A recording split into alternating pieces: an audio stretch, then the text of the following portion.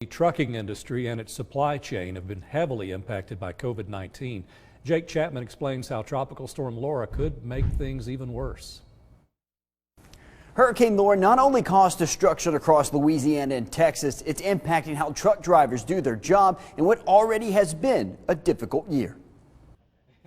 Strickland with Freightwaves says 2020 hasn't been like any other year. I don't think the supply chain's ever seen anything like I don't think the world's really ever seen anything like 2020. Strickland says COVID-19 has hurt the supply chain.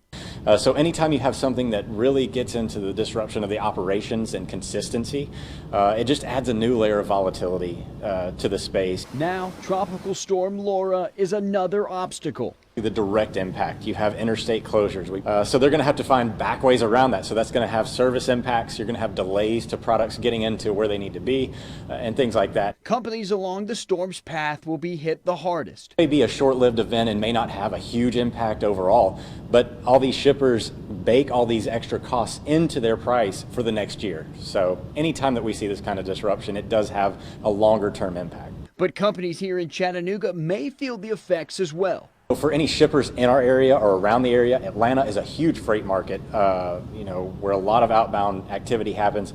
That could probably draw a lot of that attention down to the coast, further exacerbating the fact that a lot of these shippers aren't going to be able to get a lot of coverage. Its recovery efforts, Strickland says, take the hardest toll on business.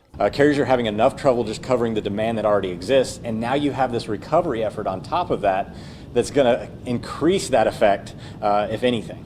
But down the line, costs, all your products and stuff, they have to bake that into their costs, so we could see inflation. That was Jake Chapman reporting, and Freightwaves tells us it will take weeks, maybe even months, for those impacted by the storm to recover. And of course, no one can predict the outcome of the pandemic.